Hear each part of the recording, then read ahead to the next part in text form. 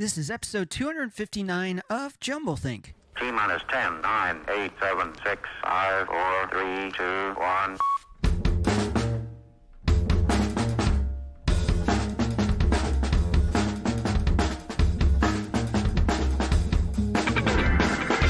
Welcome to Jumblethink, where we interview amazing people about their journey of turning dreams and ideas into reality. Along the way, we're going to share some tips on how you can turn your own dreams and ideas into reality too. On today's show, our guest is Ilissa Miller, founder of Miller Public Relations. More about her in a moment. Whether you're a new listener or a longtime fan, if you haven't subscribed to Jumblethink, right now is the perfect time to do it, and it's easy to do. Head on over to your favorite place to listen to podcasts and simply search for Jumblethink. Or if you're a fan of Apple Podcasts, go to jumblethink.com/iTunes. And for Spotify, jumblethink.com/Spotify. It'll take you right to the app, right to where you can subscribe. Now let's jump into today's show with Ilissa Miller. Hey there, welcome to Jumblethink. My name's Michael Woodward. I am your host. We have a great show lined up for you today. Today's show is being presented by our friends over at OpportunityInChina.com. They can connect you with great learning and teaching opportunities abroad. Check them out, OpportunityInChina.com. We also want to thank our friends over at Penji. Penji is your source for unlimited graphic design at a low monthly subscription, no contracts, no hourly billing.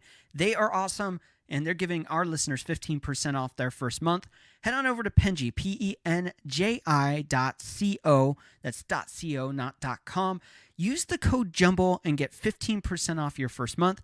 Again, head on over to Penji.co. Use the code JUMBLE and get 15% off your first month. We have a great show lined up for you. Our guest today is Ilissa Miller. She is the founder of Miller Public Relations. She brings nearly 2 decades of experience in sales, marketing, and product development to her clients in an effort to help them differentiate their message and achieve notoriety within ever-expanding and evolving industry. With a wealth of experience and knowledge in the emerging global telecommunications and technology industries, her extensive expertise and practical skills set have allowed her to implement and spearhead and launch many companies as well as global products and marketing campaigns. Super fun conversation today. So let's jump into our conversation with today's guest, Ilissa Miller of Miller Public Relations. We are with Ilissa Miller from Miller Public Relations, IMPR. IMPR. How are you doing today? I'm doing great today. How about you? I'm doing great. So you're a public relations expert, and you run a business doing that. Tell us a little bit about that. Well, so I founded my company accidentally about 8 years ago.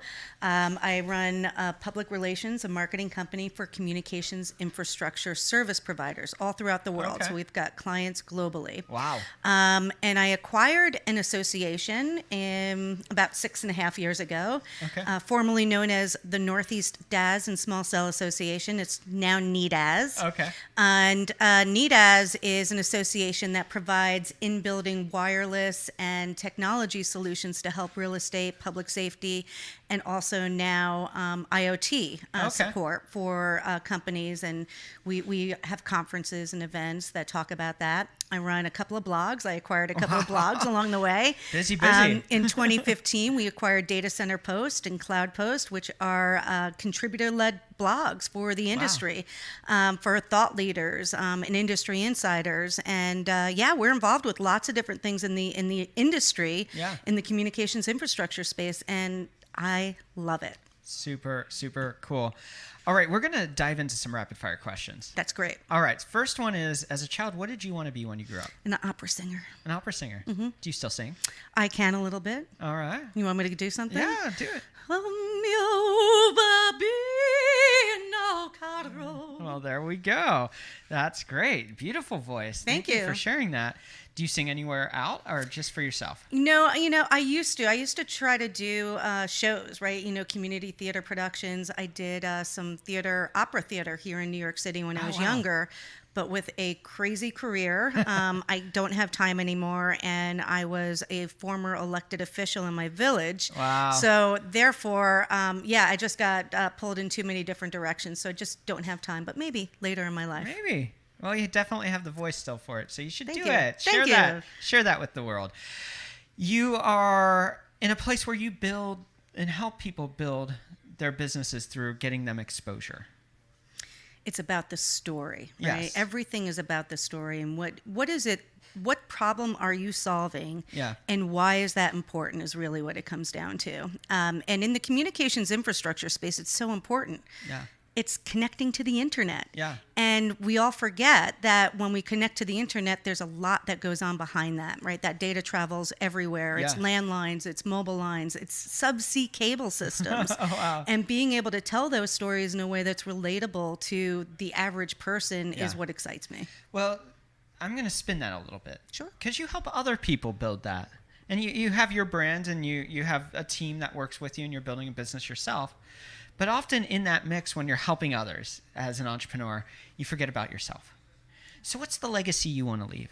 That's a tough question. The legacy that I want to leave is I want to be the best at what we do for Okay. communications infrastructure companies. Okay. I want to help companies stretch what they think they know. Yeah. I want them to be relatable, Yeah. understandable, Yeah. and simple. Yeah. Right. Technology can be really overwhelming to Yeah. anyone, especially if you only speak in jargon.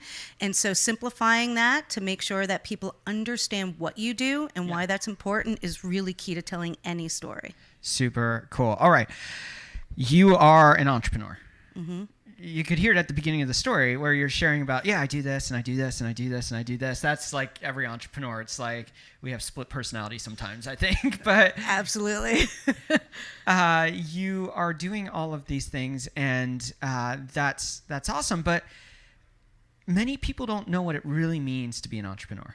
You do, because you've experienced it. What's the big lie you want to break about entrepreneurship?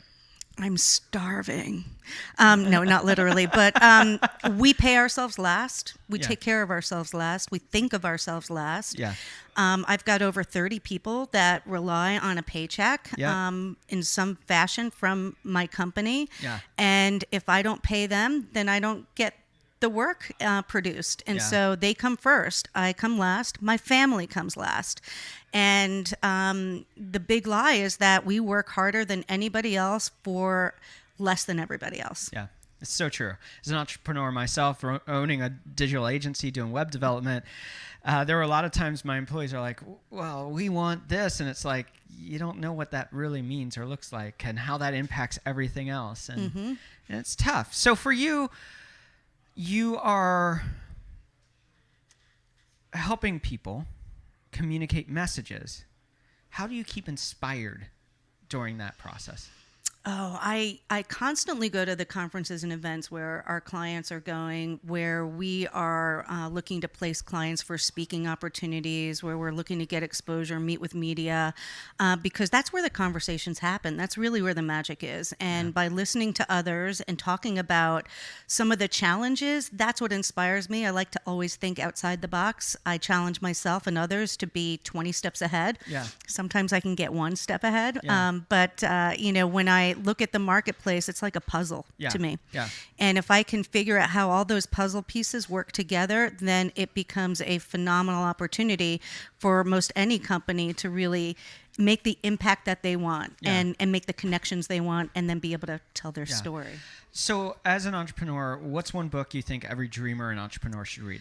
Oh, gosh. I don't have any one book any dreamer or entrepreneur should read. I read quite a few books. Okay. There are some business books that have been referred to me.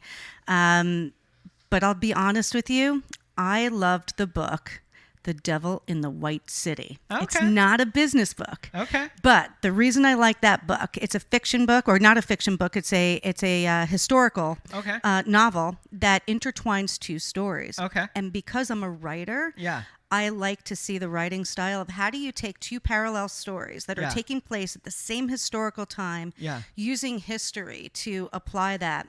And I fantasize about being able to write a book Yeah. about the communications infrastructure space that does just that, that actually takes the the real life challenges of building out the infrastructure today in society, making the internet better, basically. And then how do you weave that in with the people and the personalities and the real life stories that actually make that happen? So that's what inspires me, is just trying to find ways to tell stories differently. Okay.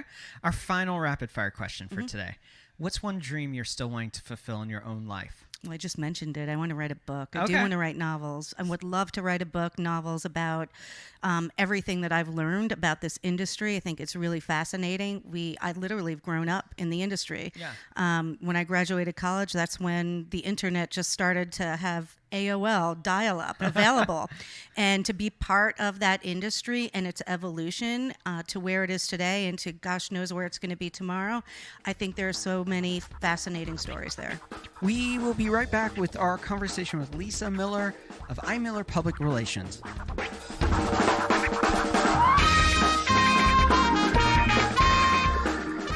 Today's show is sponsored by our friends over at OpportunityInChina.com. Have you been looking for a way to change your career or social prospects? Do you see the world around you changing and haven't quite figured out what path you should take? You are not alone in seeking opportunity. Visit OpportunityInChina.com for access to scholarships to attend university in China. Or, if you have a bachelor's degree already, OpportunityInChina.com provides access to jobs in the educational sector all across China. Now, working in China is not only often well paid, but it will place you among 1/5 of the world's population, boosting your social network, bringing you more deeply into the story of globalization, opening up doors you never knew existed. Now is your time to seize your opportunity. So visit their website for more information at opportunityinchina.com. Today's show is also brought to you by our friends over at Penji. They are your source for unlimited graphic design at a low monthly subscription. One flat rate, no contracts, no hourly billing, just fast, simple, and affordable graphic design for all of your needs. We love them because for years we've worked in this industry of web design, web development, and working with graphic designers can be hard. You're limited by the amount of revisions, the number of different designs they'll give you. With Penji, you get away from all of that. You go and you say, this is what we want designed, and they keep on going at it till it's right. You're not going to get extra time billed to you. You're not going to hit a limit of how many designs you can get. And they're helping all kinds of businesses, startups, agencies, small businesses, big corporation, marketing teams, all to achieve more with graphic design support at their terms, their needs. And it is awesome. So for our listeners, giving you 15% off your first month, when you visit Penji, PENJI.co, not .com, but .co, use the code JUMBLE, get 15% off your first month. Again, go to Penji.co, use that code JUMBLE, and get 15% off your first month. Now, let's jump back into our conversation with today's guest, Ilissa Miller.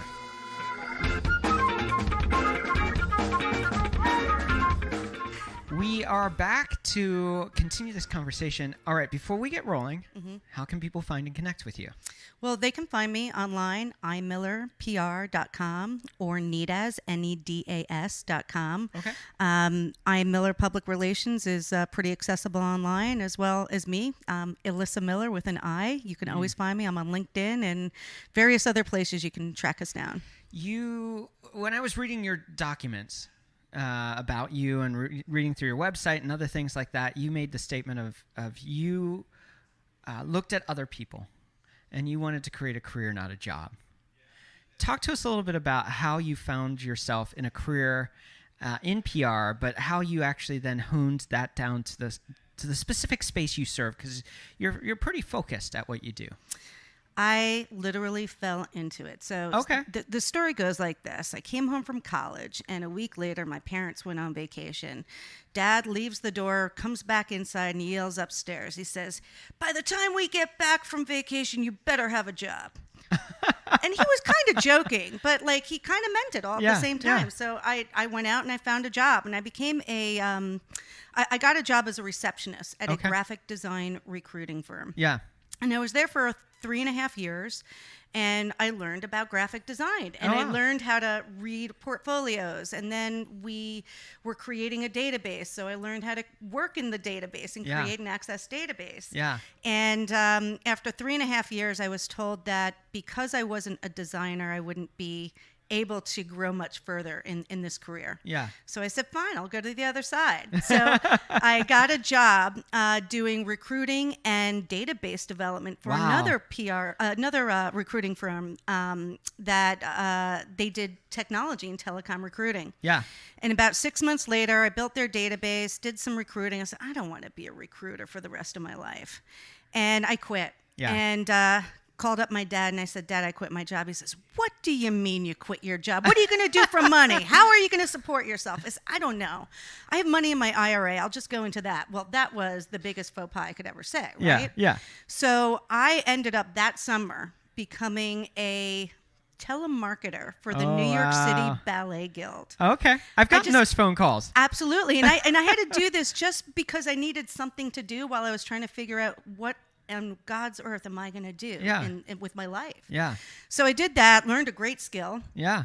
And then the recruiter who I recently left called me up out of nowhere and he says, I don't know if you've got a job yet, but I just shared an office with a consultant for the telecom industry. Wow. And he's looking for an assistant. I know you don't want to do recruiting, but what if we split our time 50-50? You assist him and you help us with recruiting. I said, well, I'll come and talk to him. Yeah. So it turns out this gentleman, David, he was starting his business. He was a former vice president of business development for IBD WorldCom. Wow. He had a non-compete, so he can provide advice. And I said to him, well, I don't know anything about this industry.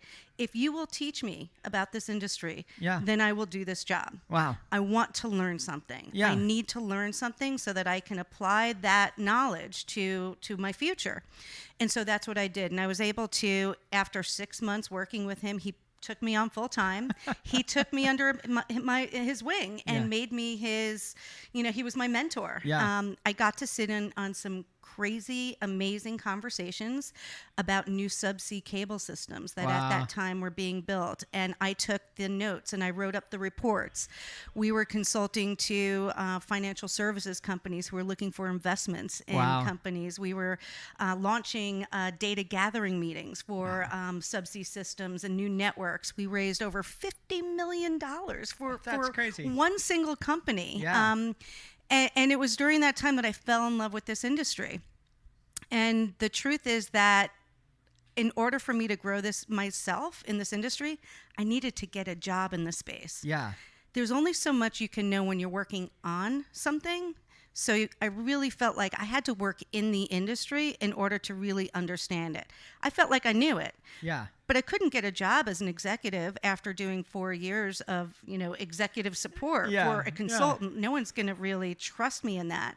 So he helped me. He helped me get a job. My first job was at Ericsson. I was a marketing person in New York. I then went and sold data center space. I sold data center space 6 months. Wow. Sold out that space in 1999. Wow. Before data centers were even the big thing today. Yeah. And then I called up a company that I had seen speak at a Columbia University program, the City program. Yeah. In 1997, I saw this company present. And in 2000, I got a call from someone, and they said, Band X is coming to the United States. I said, really? Who's the CEO? I got the name of the guy, and I called him up, and I said, hi, I want a job working for Band X. I love your company. And the guy says, well, what would you do for me? I said, I could do business development. I could do marketing. I mean, I could do lots of different things. Let's talk. Yeah. And I got the job. Wow. So he hired me, and 4 years later, the company was sold to a company called Arbanet. At that time, I was the director of IP services. I sold internet exchange services before the internet really took off, before exchanges were really the big thing, which they are today. We made the company profitable. And then I went to be a product manager. Again, I felt like I had to go deeper into understanding the products. I had to write the manuals. I had to write the commercial agreements. I had to train people. I had to be responsible for P&Ls. I really felt like I needed to go further down in the industry. So that's what I ended up doing. And so it was about 6 or 7 years later that I went to the other side and became a PR consultant. Wow. I was a partner in a PR firm. Yeah. And the way I tell that story is that she made me the CEO of my own company. Wow. And I'm forever grateful for that, because I would never have left the partnership if I wasn't forced to. Yeah. And because of that, I am so grateful for where I am today. So thank you. Yeah. So you turned adversity into triumph. Absolutely. And that's, I think, one of the things that most entrepreneurs that have a lifestyle of that learn early on, is that it's not when you're going to face failure or adversity or situations that are unexpected. It's how you overcome them. Mm-hmm. So talk to us about maybe 2 or 3 things you would share to talk directly to other entrepreneurs who are dealing with early stage and they're saying, this is harder than I think it is. And I am facing some failure, or I'm facing some unknowns, or I'm facing adversity. And they're maybe on the last stages of like, hey, maybe I just need to go get a job. What would you tell them? Okay. The hardest thing that we all experience is being able to ask for help. Yeah.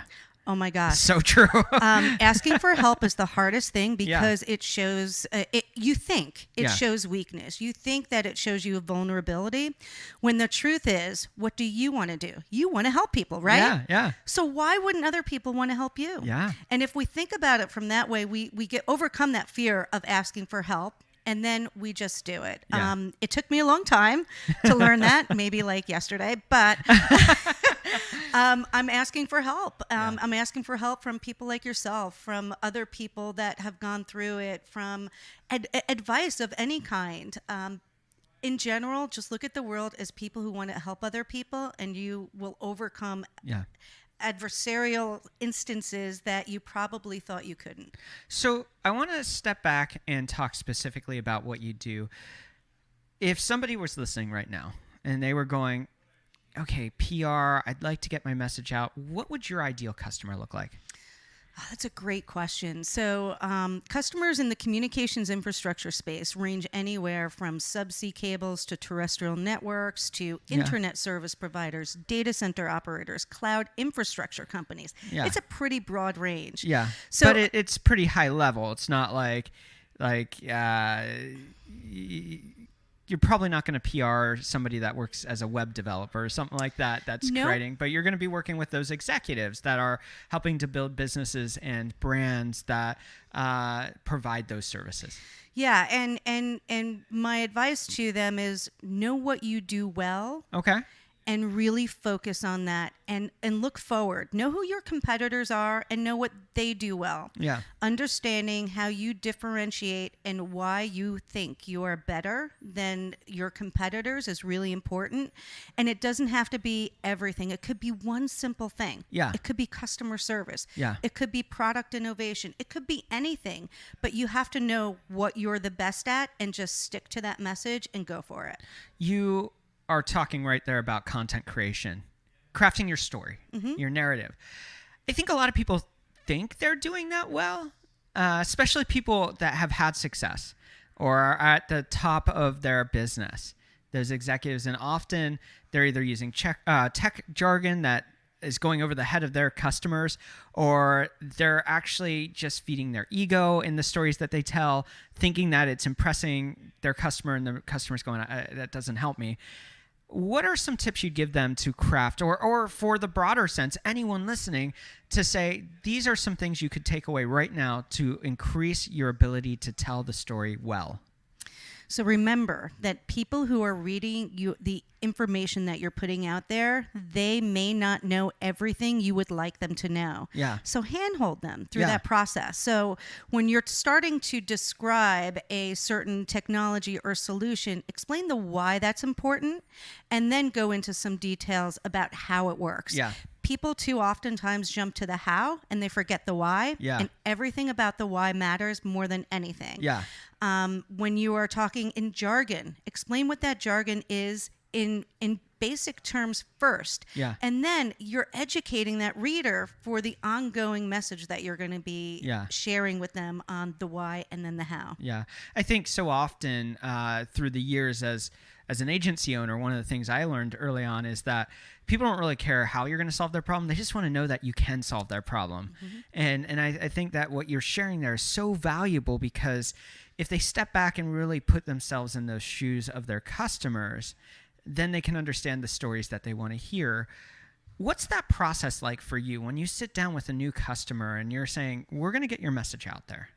We're going to help you get there. How do you help them do that to go from an executive who is not really effectively telling their story to an executive that's connecting, empathizing, and converting customers based on that narrative, that story that they're drawing them into? Well, if you remember, my story is because I felt really the need to learn the industry. Yeah. And so when I'm sitting in front of a prospect or a client, I put the hat on as if I was in the industry. Right, I still have that advantage. Yeah. And from that perspective, I can be discerning about what I hear. I can really understand if this is a real, true solution, if it's innovative, or if it's not, or how it should be. Yeah. And that's the approach that I take. And that's the uniqueness of my firm, IMPR, is the fact that we do come from the industry. We are of the industry. We think like the customer thinks. Right. And we're constantly interacting with those customers. It's not like I have to interview customers, right, for a survey. I'm on the street with them. They're my friends. Yeah. They're my peers. They're my colleagues. They're my customers. And because of that, we have that incredible insight to the decision-making process and the challenges associated with that. And I also ask our clients to think of one thing and remember that the companies that they're selling to are, at the end of the day, consumers. Yeah. Individuals are the consumers, Yeah. and companies are the buyers, and you still have to appeal to that individual when you are making a pitch and an offering, so it becomes emotional as well as tactical in regards to the information you're sharing. As we wrap up today's interview, I want to know how you're finding purpose in what you're doing. Oh gosh, that really is pretty simple for me. Okay.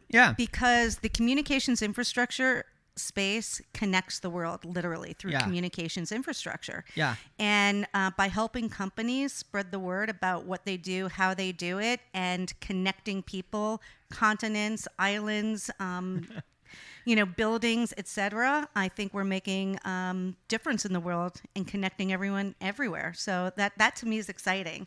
Yeah. I'm a little blip in the big picture. What's the big challenge you're working to overcome in your business? Oh, that's a great question, and I am doing it right now. Growth is not easy. Yeah. All right, guys. Yeah. When you're growing a company, it is hard and it's challenging. And to make matters worse, so are people. Yeah. Being an employer has its challenges. You're Yeah. depending on people. Yeah. You have to trust them. Yeah. And not everyone remembers that they're working for a company because people are individuals. Yeah. And working through that and finding ways to motivate a team, to keep a team focused, and to redirect a company like you would a ship, right? We have to all be rowing in the same direction as we pivot to do greater things. So too do we have to work that much harder together as a team to pivot with one another, and that's really challenging. What's the next big goal you have for your business? Oh, wow. What's the next big goal I have for my business? I want to do a lot more in the association space. Okay. So actually tomorrow we are announcing that the Independent Data Center Alliance is launching. Yeah. We have 4 supporting companies: Data Grid, Bluebird Network, Main Cubes out of Frankfurt in Amsterdam, Yeah. and Co-Location Northwest, an ISO Fusion company. And we're launching tomorrow, making the announcement. We're signing it at the end of this month at a conference called International Telecoms Week in Atlanta. And I'm looking to bring together smaller operators who want to be able to get the word out about their companies in a broader way, to leverage buying power, to leverage shared marketing power, to leverage solutions that are going to help smaller companies be stronger together. Ilissa, it's been so fun having you on to share your story. Thank you. Well, thank you. I really appreciate it. Thank you so much. Once again, we want to thank today's guest, Ilissa Miller, for being on the show. You can check her out by going to jumblethink.com. You'll find all the links in the episode note for her show. We also want to thank you for tuning in to today's show. It means the world to us that you would listen.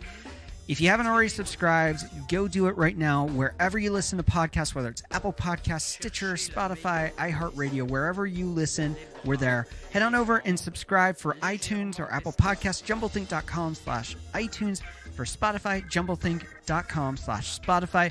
Thanks again for tuning in. Now it's your turn to get out there, to dream big, and to change the world around you. En avant, en arrière, sur les côtés. Vous êtes une autre personne. Les mères de famille, les enfants, peuvent également prendre un moment revitalisant. Dans quelques mois, lorsque vous aurez bien saisi la technique et que vous serez maître de votre corps, vous pourrez vous décontracter même en travaillant.